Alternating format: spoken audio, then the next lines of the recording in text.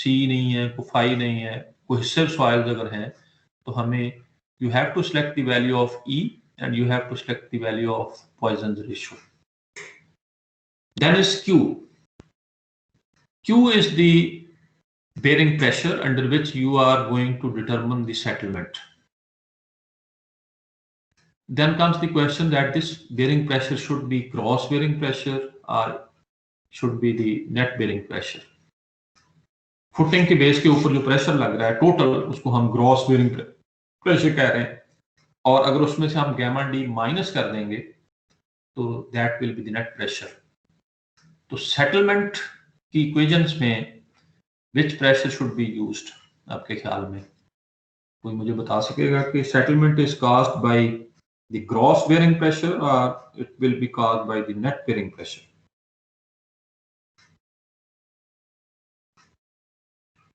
जी भाई, anyone? Net bearing pressure. Net bearing. Why? This may be okay, but why?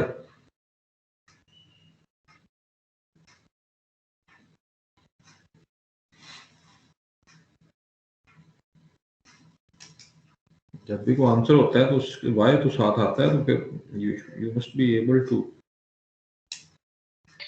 Sir क्योंकि gamma DF पहले से उसके ऊपर है. Yes. Yeah. Because gamma DF, for example, if there is gamma DF, you would excavate the ground, put the foundation and backfill it. Ground का level अगर change नहीं हो रहा, ऑलमोस्ट उधर ही है, तो जो गामा डीएफ का प्रेशर है वो पहले भी था और अब भी है, ठीक है ना? तो वो सॉइल जो है वो under gamma DF has already settled. That means के settlement is always caused by the net footing pressure. कि आप एक्स्ट्रा प्रेशर जितना उसके ऊपर डाल रहे हैं, सेटल ऑब्वियस है ये बात कि अगर आप एक सॉइल को एक्सकवेट करके 5 मीटर तक उसी ग्राउंड को वापस बैकफिल करते हैं विद द सेम डेंसिटी, तो ग्राउंड नीचे जो ग्राउंड है उसको कोई मसला नहीं है, because the same pressure has already been there, you have excavated and refill it. So that's why whenever you have to determine the settlement, the bearing pressure will always be used as net bearing pressure. IF, this is the factor, influence factor, which relates with the footing depth and size. In order to simplify this, to elaborate this equation, Jambu and Bajaram modify this equation for cohesive soil in this form. For cohesive soils, it's purely saturated soil, the Poisson's ratio is taken as 0.5. And for lesser saturated soil, its value may be 0.4, 0.3, 0.25. So harder the material or stiffer the material, lower will be the Poisson's ratio. Can anyone define what is Poisson's ratio actually physically? Poisson's ratio क्या चीज है?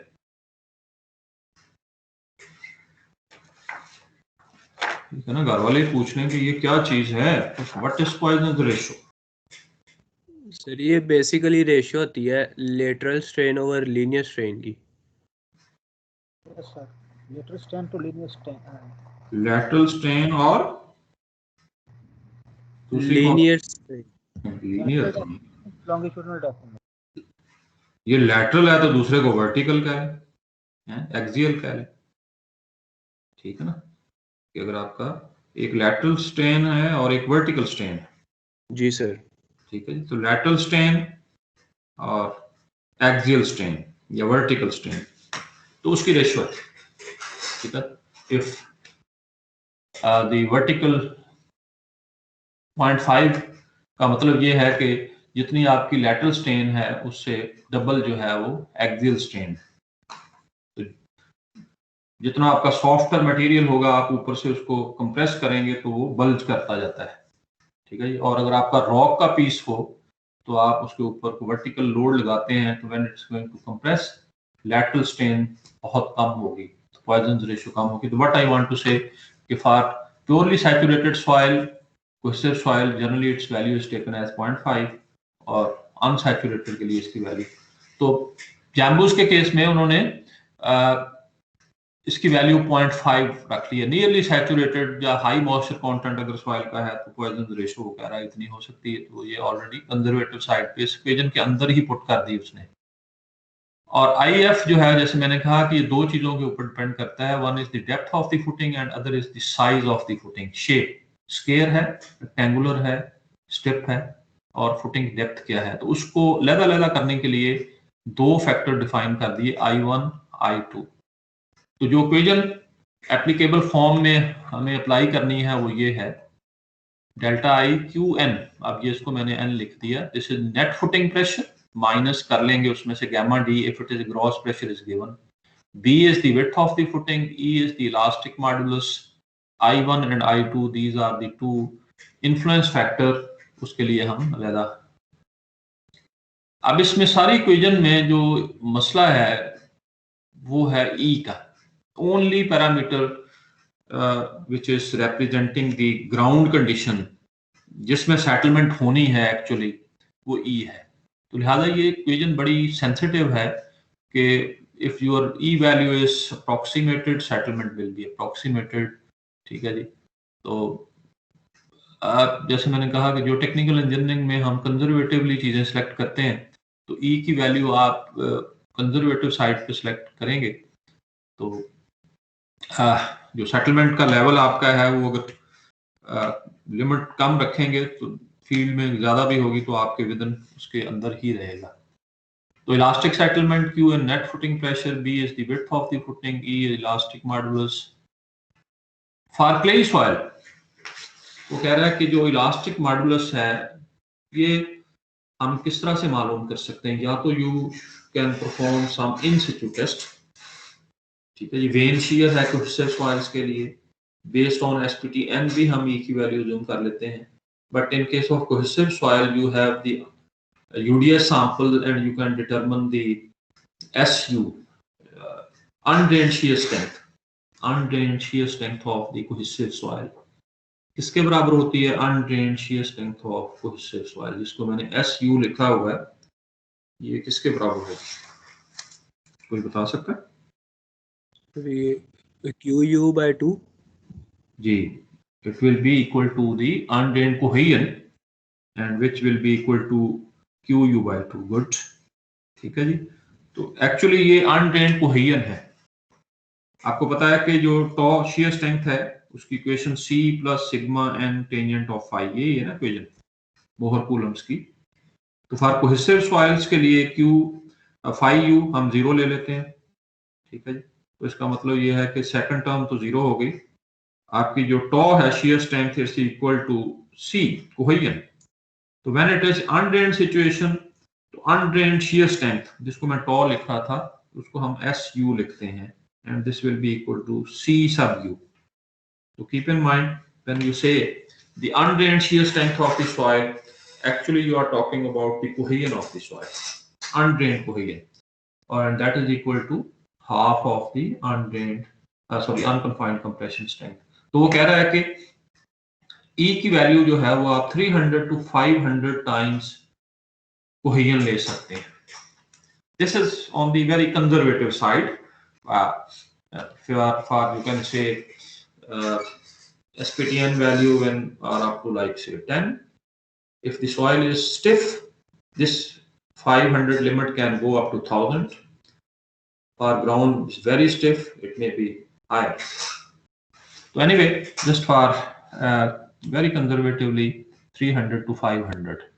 तो आप देख सकते हैं कि आपको ये सिलेक्ट करते हुए अगर आप 300 ले लेंगे तो settlement will be very high, और अगर आप 500 ले लेंगे तो सेटलमेंट की वैल्यू कम आएगी, ठीक है। तो इट मींस कि it is to be very cautiously taken. I1 and I2 ये आप इस तरह से मालूम कर सकते हैं, ये you have to use these two figure. Left side पे जो टॉप पे फिगर है that is between D/B ratio है ये, और वर्टिकल एक्सिस के ऊपर I1 है। तो I1 is factor which take into account the effect of the depth of the footing, और ये राइट साइड पे टॉप वाली जो फिगर है, this is the schematic sketch कि आपने किस तरह से पैरामीटर सेलेक्ट करने हैं. D is the depth of the footing, B is the width of the footing, and Z sub H, that is the zone of the compression below the footing up to some hard stratum. तो इस equation को apply करने के लिए जैम्बूस की equation का model ये है कि आपने ये अज्यूम करना है कि ground below the footing up to certain depth is compressible, and then this compressible जो ग्राउंड है it's bearing on some hard stratum. तो इस तरह की ग्राउंड की कंडीशन अगर आपके पास कोई हार्ड स्ट्रेटम है और फुटिंग के बेस से लेकर अप टू हार्ड स्ट्रेटम जो विड्थ बनती है जिसको हम कंप्रेसिबल जोन कहेंगे, दैट इज इंडिकेटेड बाय जी सब एच, और इसकी जो वैल्यू है ई सब यू, तो this is the elastic modulus corresponding to undrained condition. इस मॉडल के तहत आपने ये idealised you can say situation है. एक्चुअल ग्राउंड में आई होप कि आप पूछेंगे जी कि इस तरह की सिचुएशन तो नहीं होती. इट मींस कि आपका ये जो जी सब एच है एक्चुअली ये कंप्रेसिबल जोन है, इन्फ्लुएंस जोन हम इसको कह सकते हैं. इन्फ्लुएंस जोन वो होता है जिसमें आप बेरिंग प्रेशर जब फुटिंग पे लगाएंगे तो most of the settlement will develop with in this zone. तो एनीवे ये एप्लीकेबल कैसे होगा मेथड, पहले तो वो सीख लेना. प्रोसीजर क्या है उसके बाद तो बाकी चीजें तो बात की हैं. तो I1 आपने सिलेक्ट करना है, you will take D over B, ratio आप ले लेंगे. For example D over B 1 है शैलो फाउंडेशन के लिए, बिल्कुल इधर है, तो आपकी ये वैल्यू 0.98 0.97 समवेयर बहुत 1 के करीब ही होगी.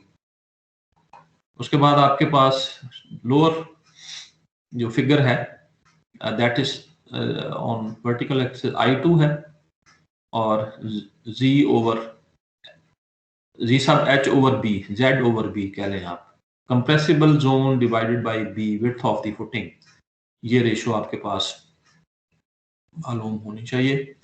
और उसके बाद you can see we have different curves. The first lower curve, this one is the for circular, this is for square, this is L over B2, this is L over B5, this is L over B10, and this is L over B infinity. Generally, when L over B is greater than 10, we assume the continuous footing. तो L over B infinity का मतलब ये है कि ये स्टिप footing है. तो ये टॉप लाइन जो है वो स्टिप फुटिंग की है, नीचे सर्कुलर और स्क्वायर फुटिंग की है, और दरमियान में 2, 5, 10 these are for rectangular footings. और अगर आपके L over B की ratio other than these 2-3 lines हैं, 2, 5, 10 नहीं है और एक वैल्यू, तो आप बीच में वो लाइन अप्रोक्सीमेट करके वैल्यू सेलेक्ट कर सकते हैं. This is how you can select I1 and I2, and you can put this I1 and I2. E आपने सेलेक्ट कर लिया, Q and you have already, B आपके पास मौजूद है, तो you will get this settlement in the unit of B, जो आपके B के और E के यूनिट होंगे. ठीक है जी. B if B is in meters, then E should be used in kilopascal and Q should be in kilonewtons. तो load kilonewtons, B meters, E in kilopascal, तो जो आपकी सेटलमेंट आएगी वो मीटर्स में आ जाएगी. तो यूनिट इस इक्वेशन में आपको you have to be consistent in unit. Let's see, इसकी एप्लीकेशन के लिए एक एग्जांपल देख लेते हैं.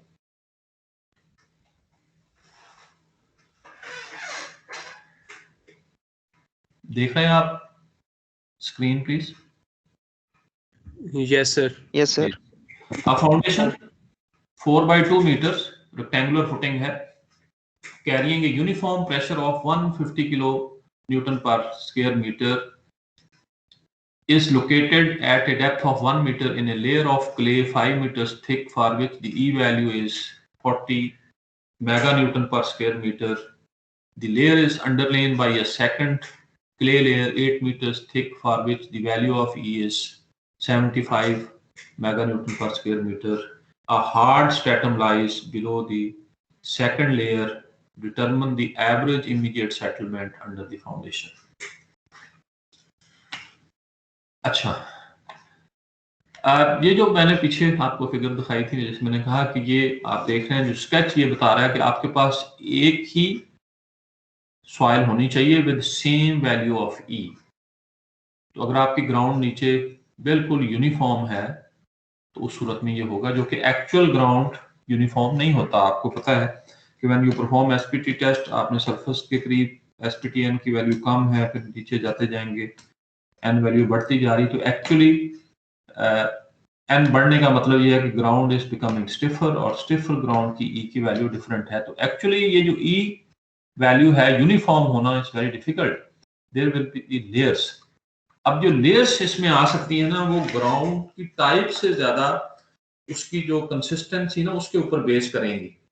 ई वैल्यू सॉइल की टाइप सेम हो सकती है, फॉर एग्जांपल क्ले सॉइल है, लेकिन up to 3 meters E value is small, next 3 meters वही सॉइल की ई वैल्यू डिफरेंट हो सकती है, आगे डिफरेंट हो सकती है। लेकिन इस मॉडल को अप्लाई करने के लिए आपके पास सेम ई वैल्यू हमने लेनी है, जैसे आप देख रहे हैं। तो इसको हम दो तरह से हैंडल कर सकते हैं। एक तो हम ये करेंगे कि फॉर एग्जांपल जिस तरह ये अगली, अगर आप पास कागज पेन है तो काइंडली आई वुड से कि आप इसको थोड़ा स्केच कर लें अपने पेपर पे, ताकि आपके अंडरस्टैंड करने में इजी हो। फाउंडेशन 2 मीटर्स विड्थ है उसकी, ठीक है जी, और डेप्थ उसकी आप स्केच करें। In a layer of 5 metres thick for which E value is this one. तो सरफेस से लेकर 5 मीटर्स तक जो लेयर है वो 5 मीटर है, और उसकी ई की वैल्यू वो ड्रॉ कर दें, मुझे स्केच नहीं मेरे पास नहीं, sorry, please draw the sketch. 5 meter top, E 440 meganewton per square meter. The layer is underlain by a second layer of 8 meters thick for which E value is this. तो 5 metre से नीचे वो कह रहा है कि 8 मीटर जो है वो एक और लेयर है जिसकी E की वैल्यू 75 मेगा न्यूटन है। Then there is a hard stratum below the second layer. तो इट मीन्स कि टोटल जो सॉइल है हार्ड स्ट्रैटम के ऊपर वो 13 मीटर्स है।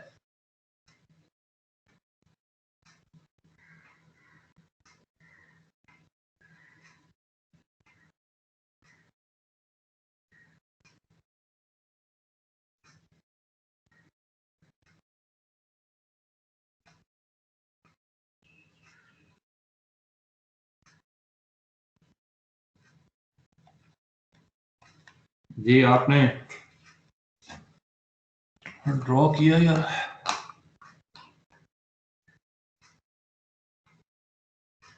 Could you please draw it? Yes sir. Yes sir. हो गया?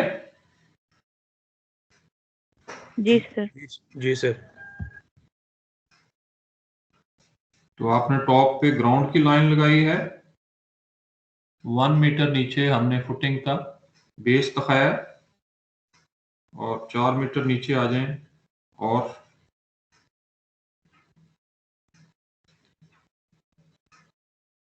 ई की वैल्यू जो है वो 40 मेगा न्यूटन पर मीटर स्क्वायर है।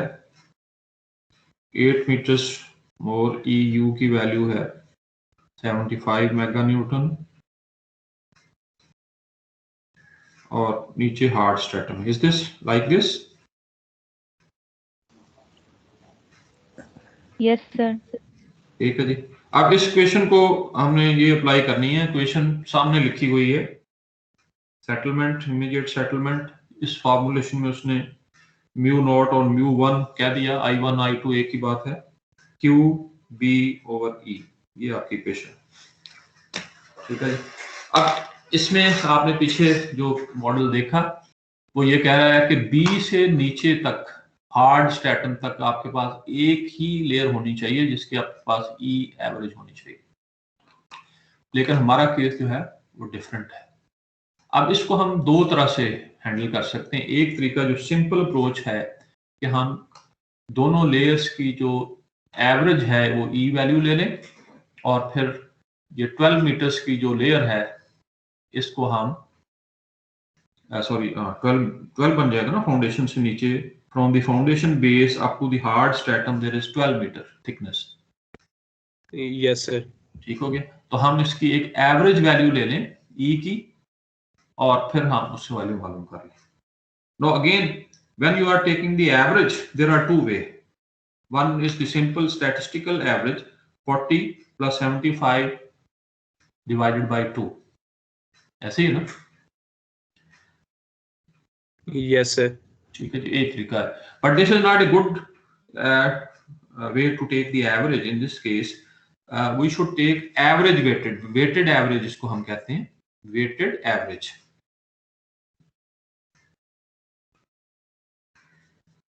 कैसे लेंगे weighted average?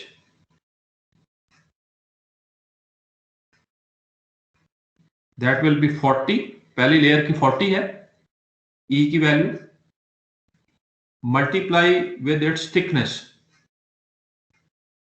4 meter plus 75 millimeter megapascal for the second layer and its thickness is 8 meters. Yes sir 8 meter. So 40 into 4 plus 75 into 8 divided by 4 plus 8. इसको एग्जीक्यूट करके बताएं। 63.33 63.33 megapascal. So this is how we normally take the weighted average। का मतलब ये होता है कि जितना किसी का वेट है उतनी उसको वेटेज दी जाए। ठीक होगी बात? तो ये 63 आ गई। अब नो वी कैन अज्यूम कि हमारी जो कंप्रेसिबल लेयर है उसकी थिकनेस अब कितनी हम ले सकते हैं जब हमने इसको एवरेज कर दिया। 63.33 नहीं, ये तो ई की वैल्यू है ना। अब कंप्रेसिबल जोन की जो थिकनेस है जी 12? सब एच, वो 12 ले सकते हैं। Yes sir. 12 में। ठीक हो गया। अब हम पहला अप्रोच इसको सॉल्व करने की ये है कि आप जी सब एच या एच सब जी, जिसको हम जो भी कह लें, वो 12 है। ठीक हो गया। बी हमारी 2 मीटर्स है, एल हमारा 4 मीटर है। ठीक है जी। एक्सक्यूज मी सर, ये वेटेड पेरीमीटर दोबारा बता दें फार्मूला। वेटेड एवरेज का फार्मूला ये है कि पहली लेयर जो है उसकी इलास्टिक मॉडुलस की वैल्यू कितनी है। अगर आपने स्केच बनाया फिर समझ आएगी, अदरवाइज तो आप बैठे 40 है ना पहली लेयर की। Yes sir. उसकी थिकनेस कितनी है फाउंडेशन से नीचे? 4। तो 40 को 4 से मल्टीप्लाई कर दिया आपने। Yes sir. Plus second layer 75 into its thickness which is 8 divided by the sum of the two layers thickness 4 plus 8. Okay sir. ठीक है जी। अब आपने I1 और I2 या जिसको म्यू नॉट और म्यू 1 लिखा हुआ है वो मालूम करना है। तो उसको मालूम करने के लिए इस फिगर पे चलते हैं। आपको क्या चाहिए? D over B। इस फुटिंग के लिए D over B क्या है?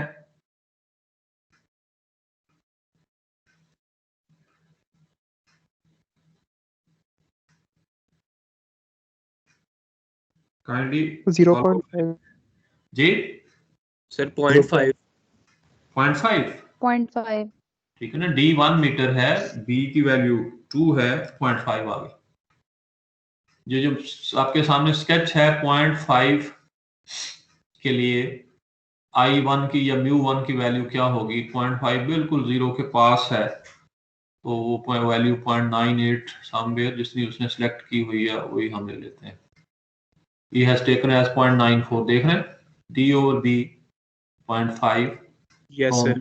फिर 0.94 यू में से 0.95। ठीक है ना। तो ये अप्रोक्सीमेशन है। Let's say we take the same value.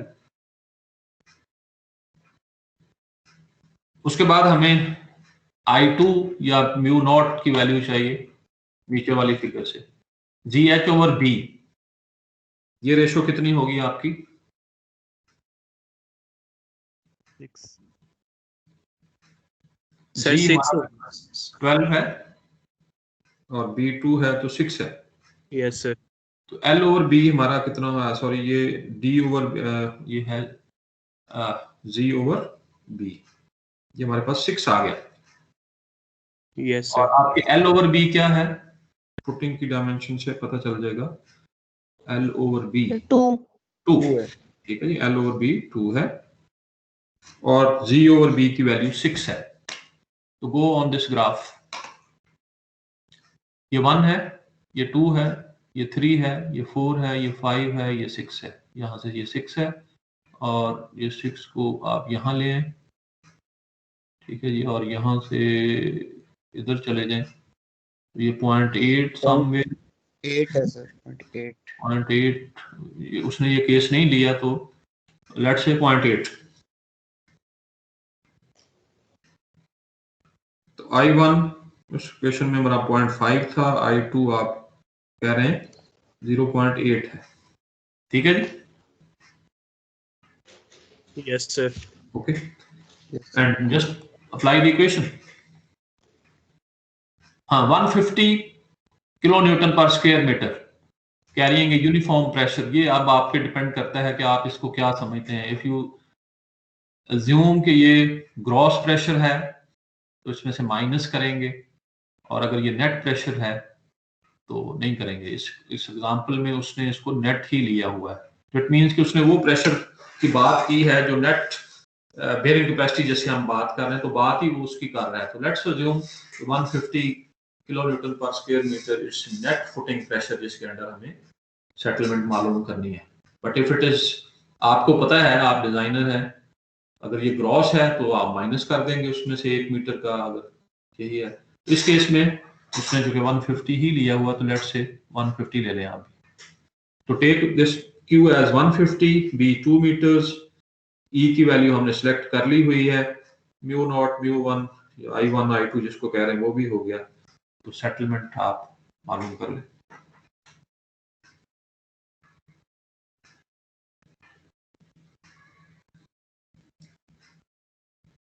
तो जस्ट एक आपको टिप मैं बता देता हूं कि इस केस में आपकी E की वैल्यू 63.3 है, ठीक है ना। तो अगर आप E को मेगा पास्कल में यूज करते हैं, B को आप मीटर्स में ले रहे हैं और Q को आप किलो पास्कल में ले रहे हैं जैसे दिया हुआ है, तो जो आंसर आ जाएगा ना वो मिलीमीटर्स में आ जाएगा, ठीक है ना। तो अगर आप चाहें तो E को किलो पास्कल में चेंज करके कर लें, तो उसमें जरूरत नहीं है। आप जस्ट E को मेगा पास्कल में यूज करें, B को मीटर्स में करें, Q को किलो पास्कल में करेंगे, तो जो आंसर आएगा it will be in millimetres. वो आप चेक कर सकते हैं। 3.56 है, 3.56 56 है 3.56 मिलीमीटर है, मिलीमीटर। ठीक है जी।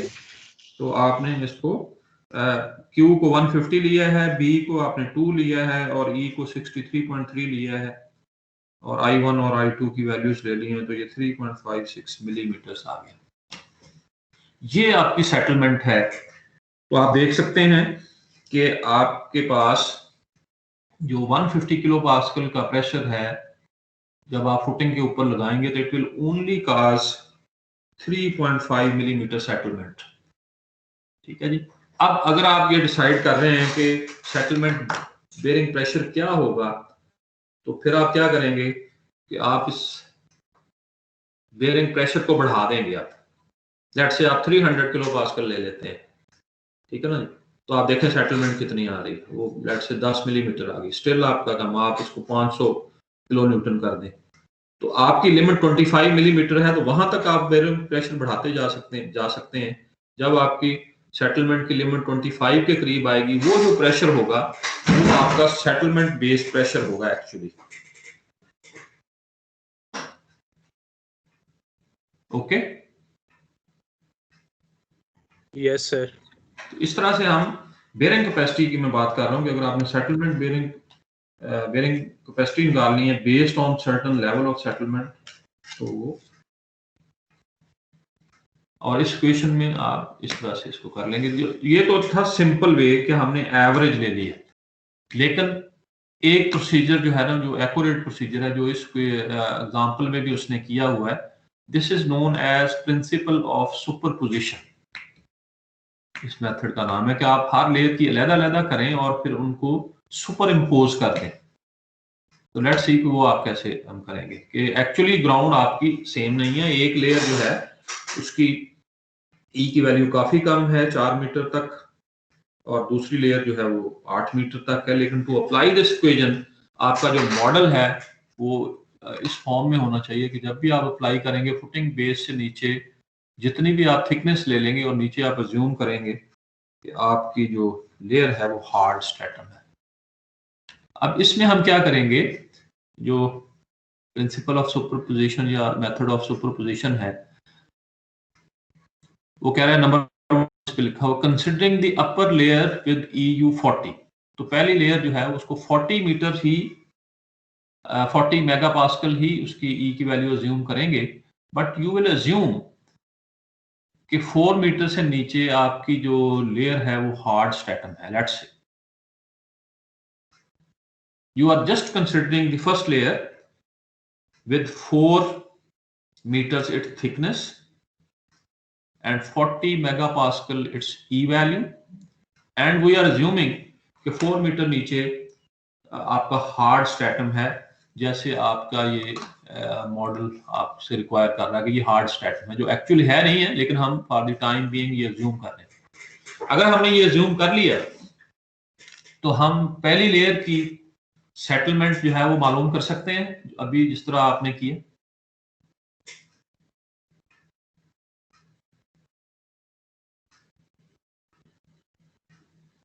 जी प्लीज बताइए किस तरह करेंगे, वो सामने लिखा हुआ है।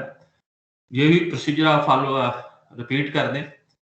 डी ओवर बी, आपकी लेयर छोटी है बड़ी है उससे चेंज नहीं हो रहा है, आप देख सकते हैं। बी सेम है, depth of the footing same है, तो जो पहला I1 है या म्यू नॉट जिसको लिखा हुआ है उस पर कोई फर्क नहीं पड़ेगा कि आपने नीचे 12 मीटर की थिकनेस ली थी, अब आप 4 मीटर ले रहे हैं, तो पहला फैक्टर तो चेंज नहीं होगा ना। यस सर, नहीं चेंज होगा, 0.94 ही रहेगा। ठीक हो गया। नो I2, अब हमने I2 कैलकुलेट करना है। तो I2 कैलकुलेट करने के लिए हमारा जो Z है, GH जिसको हमने लिया, वो अब इस वक्त अब कितना है, वो 4 मीटर है। Z ओवर B ये लिखा हुआ है, H ओवर B इसको वो कह देता है। तो हमने 4 मीटर की लेयर ली, 4 डिवाइड बाय 2, तो अब आपका 2 आ गया। L ओवर B आपने पहले से ही 2 है, आपकी फुटिंग से रिलेट कर रहा है, और ये 2 आ गया। ठीक है जी, अब वापस उस पर चलते हैं। 2, अब आपका H ओवर B या Z ओवर B 2 है यहाँ पर। ठीक है जी, और मैं इसके ऊपर आगे आप देख सकते हैं कि आपकी जो L ओवर B की जो वो लाइन यहाँ पे आ रही है। ठीक है जी, तो ये इधर आ जाएंगे तो ये 0.65 और उसने कितना लिया हुआ है, 0.6 लिया हुआ है। ठीक है जी, तो 0.6 वो ले रहा है, ये 1 है, ये 2 है, आपकी फुटिंग ये इधर आ गई तो ये 0.6। ये क्लियर है ना? Yes sir. अब उसी इक्वेशन में थोड़ा पैरामीटर चेंज हो गए, आपका सेटलमेंट निकाल दें इन पैरामीटर्स के अगेंस्ट। μ1 वही है या I1 0.94, I2 चेंज हो गया, 0.6 है, बाकी पैरामीटर्स जो है वो आपका Q 150 है, B वही है, और E की वैल्यू नीचे वो 40 आ गई।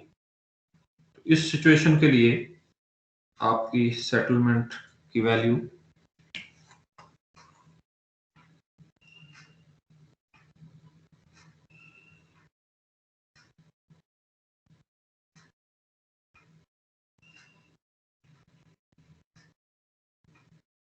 बताइए please.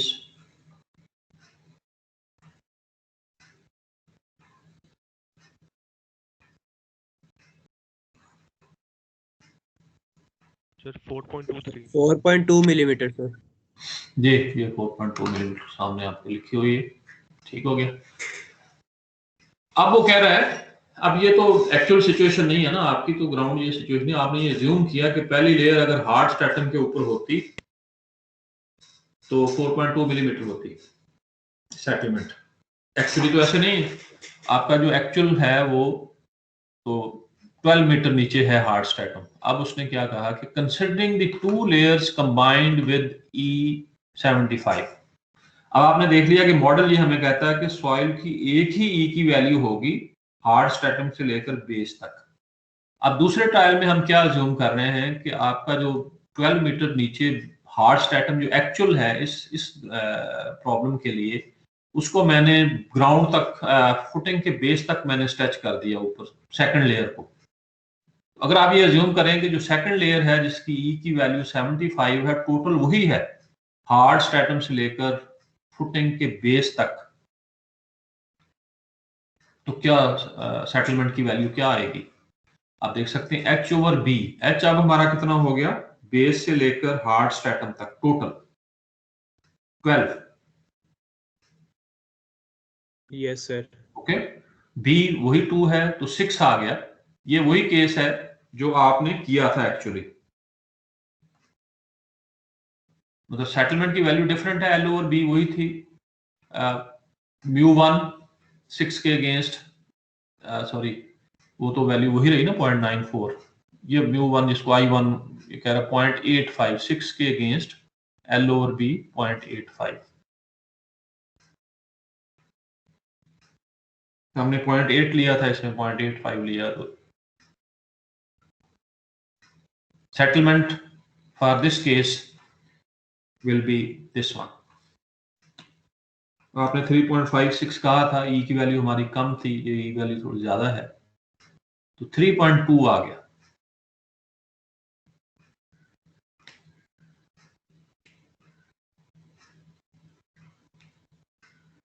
Is this clear? Yes sir. Yes, sir. ठीक है जी। अब हमने इनको कंबाइन करना है। अब हमने इस पूरे चक्कर में किया गया है कि पहली लेयर की बात करें तो वो तो ठीक है कि हमने 4 मीटर जो कंडीशन है वो अज्यूम करनी है, तो सेटलमेंट उसकी आ गई, लेकिन बेस वहां हार्ड नहीं है। दूसरे केस में हमने ये थोड़ी ओवर डूइंग की है कि पूरी की पूरी जो सॉइल है बेसमेंट के नीचे जो है उसको हमने 75 ई के साथ रिलेट कर दिया, जो कि एक्चुअली ग्राउंड नहीं है। तो इसका मतलब ये होगा कि जो ऊपर वाले 4 मीटर हैं फुटिंग बेस से लेकर नीचे 4 मीटर की जो पहली लेयर है उसकी एक्चुअल ई की वैल्यू 40 है, लेकिन हमने इस कैलकुलेशन में उसको भी 75 ले लिया। तो अब हम तीसरे ट्रायल में क्या करना चाह रहे हैं, considering the upper layer with EU75, हम उसी 4 मीटर को जिसका पहला हमने ट्रायल किया है 4 मीटर को 40 ई के साथ कैलकुलेट किया है।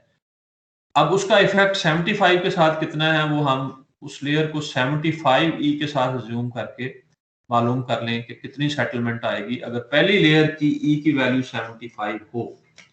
तो ये सारे पैरामीटर जो फर्स्ट आपका स्टेप था ये वाला, उसी को ही आप रिपीट करें, सारे पैरामीटर वही रहेंगे, 40 की बजाय 75 आ गया यहाँ। तो ये अगर हम कैलकुलेट कर लेंगे तो ये सेटलमेंट 2.3 हो गई। अब आप नीचे आ जाए, जो सबमिशन की हुई है, जो प्रिंसिपल ऑफ सुपरपोजिशन जिसको वो कह रहा है, total settlement is equal to settlement of the first layer 4.2, settlement of step number 2 जिसमें आपने क्या किया है कि considering the E value of 75 for all 2 layers, इसमें आपके पास जो 75 का इफेक्ट है in the first layer that has been added, वो आपने ये जो तीसरी स्टेप में ये कैलकुलेट कर ली कि अगर ये इसकी 75 ई की वैल्यू हो तो what will be the settlement, वो हमने ये यहाँ से माइनस कर दी। ठीक है, तो if you can get this point, तो that is the settlement 5 millimetre. Yes sir.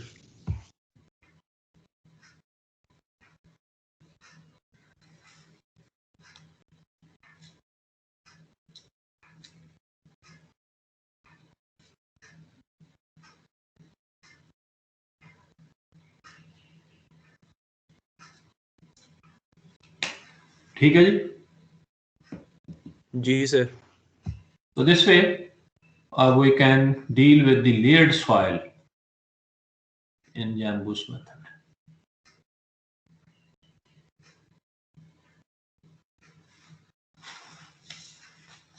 मैं आपको एक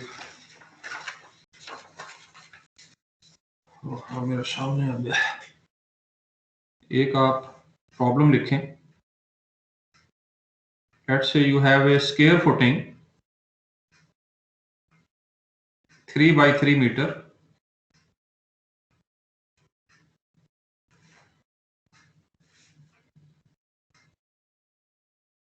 It is founded at 2 meters depth.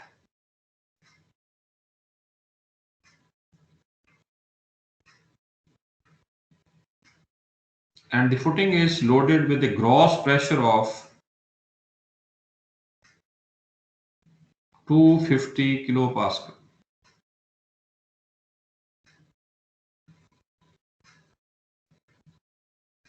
The unit weight of the ground is 18 kilonewton per meter cube.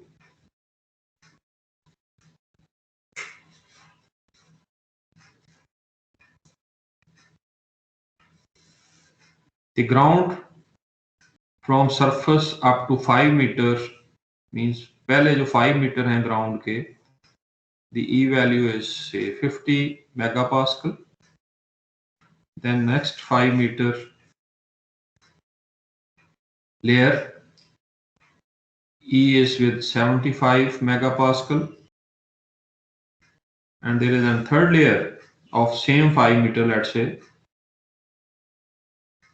E with 100 megapascal, and there is a hard stratum at 15 meters depth below the ground surface.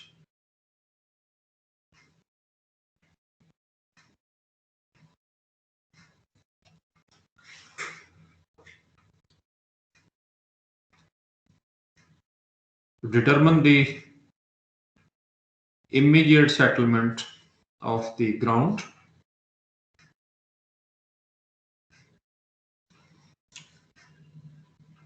considering first the weighted average procedure, and secondly by following this principle of superposition. Just इसी का ही आप कह लें कि replication है, but you have 3 layers now.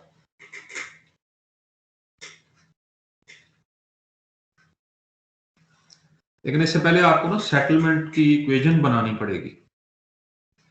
मुझे कुछ सोच के ये बता सकता है कि आप किस तरह इसको डील करेंगे? आपको प्रॉब्लम लिख ली है वैसा? यस सर, लिख लिया. ओके.